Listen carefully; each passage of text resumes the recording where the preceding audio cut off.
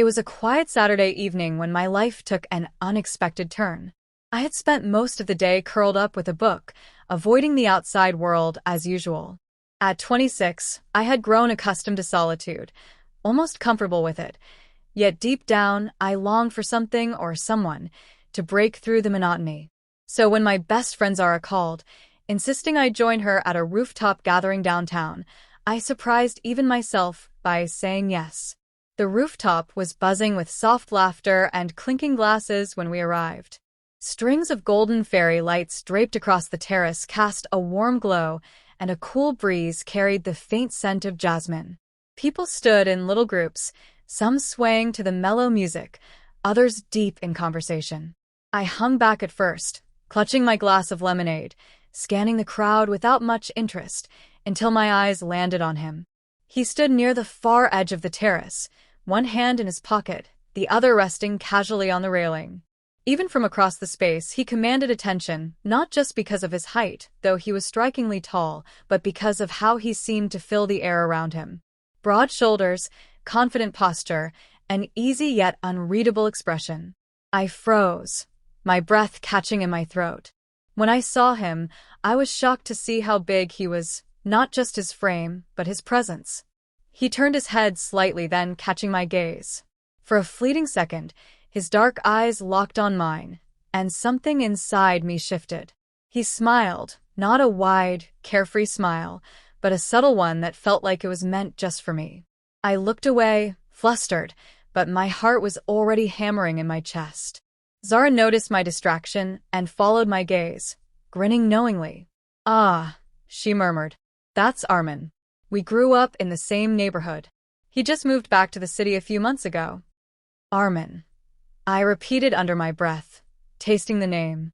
Before I could protest, Zara was already tugging me toward him. My palms grew damp, my mind a jumble of excuses to retreat, but it was too late. We stopped just a few feet from him, and up close, he was even more imposing, his sharp jawline softened by the warm light, his eyes unreadable yet oddly inviting. "Armin," Zara said cheerfully, "this is my friend. I figured it's about time you two met." He extended his hand, and I placed mine in his, startled by how warm and steady his grip was. "Pleasure," he said, his voice smooth and deep. I managed a shy smile, murmuring my name in return, and for a moment we just stood there, caught in some unspoken understanding neither of us could define. I didn't know then that this meeting would change everything, and break my heart in ways I never imagined. From that night on, Armin became a constant in my life. At first, it was small things, a text the next morning, asking if I'd made it home safely. A brief phone call later that week, his deep voice filling the quiet spaces in my apartment. There was an ease to the way he spoke to me, as though we'd known each other far longer than a few days. He made me feel seen, in a way no one else had. On our first official date, he chose a cozy little cafe tucked away in an old neighborhood.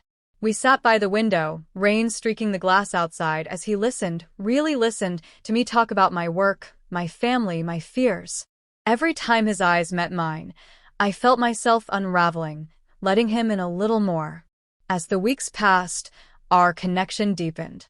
We started spending nearly every evening together, walking through quiet streets, grabbing late-night snacks, sharing stories under the stars. He had this way of making the world feel like it only contained the two of us, his arm draped around me like a promise. He told me about his childhood, growing up in a chaotic home where he always felt the need to protect his younger brother. He confessed that he worked odd jobs now, trying to find his footing, though he never elaborated much beyond that. His words carried a quiet pain, and though I sensed there were things he wasn't telling me, I didn't push. I was too caught up in how he made me feel. There were little gestures that won me over completely. The night he surprised me at my office with my favorite flowers. The way he'd text me good morning without fail, even on his busiest days. The evenings we'd sit on my balcony in silence, his thumb tracing circles on the back of my hand, as if to say everything without saying a word. I fell hard. But looking back, I see now the signs I ignored. The way his phone would buzz late at night, and he'd silence it without checking. The times he'd disappear for hours with vague explanations, his warm smile deflecting any questions. My friends noticed too, asking gently if I really knew what I was getting into. But how could I doubt someone who made me feel like this? One evening, as we sat parked by the lake, his arm resting on my shoulder, he leaned close and whispered, "You're all I've ever wanted." And in that moment, I believed him with all my heart. What I didn't know then was just how much those words would haunt me later. A faint shift in the way he looked at me, like his attention was elsewhere. The late-night texts became shorter, the calls less frequent. He started canceling plans, always with a charming excuse that somehow made me feel guilty for even questioning him. But doubt had already begun to creep in. One rainy afternoon, I stood by my apartment window staring at my phone, waiting for his reply to a message I'd sent hours earlier. He'd promised we'd meet that day, but as the minutes ticked by, silence stretched into hours. A sinking feeling settled in my stomach, and though I tried to push it aside, I couldn't. Something was wrong. When Zara called to check in, I confessed everything. How he'd been distant lately. How something in my gut kept telling me things didn't add up. Zara was quiet for a moment before saying gently, "You need to know the truth, whatever it is." So, I decided to find out for myself. That weekend, I knew where he said he'd be, at a small cafe on the other side of town, working on some business meeting. I told him I was busy and took a cab there alone, my heart pounding the whole way. And there he was. Through the glass, I saw him sitting at a corner table, not alone, but with a woman. She was beautiful, her hand resting on his as she laughed at something he said. My chest tightened as I watched him reach across the table, tucking a strand of her hair behind her ear the same way he used to with me. At first, I told myself it couldn't mean what it looked like. Maybe she was a friend, a client, anyone. But then I saw it, the way he leaned close to her, murmured something in her ear, and pressed a quick kiss to her cheek. The air left my lungs. I stumbled back from the window, my hands trembling. The betrayal burned through me, hot and sharp, leaving me numb and cold all at once. I'd given him everything, my trust, my heart, my love, and this was who he really was? That night, I confronted him. When he arrived at my door, smiling like nothing had happened, I told him what I'd seen. For a moment, he just stared, then his smile faded into something hard, unrecognizable. "You were never supposed to see that," he muttered. When I demanded answers, his mask finally slipped. His words were cold, careless. "You were just fun. Don't make this bigger than it is." And with that, he walked away, leaving me alone in the doorway, shattered. I stood there for a long time, the weight of his betrayal sinking in. And for the first time, I wondered if I'd ever feel whole again. The days that followed were some of the hardest of my life. At first, I couldn't eat, couldn't sleep.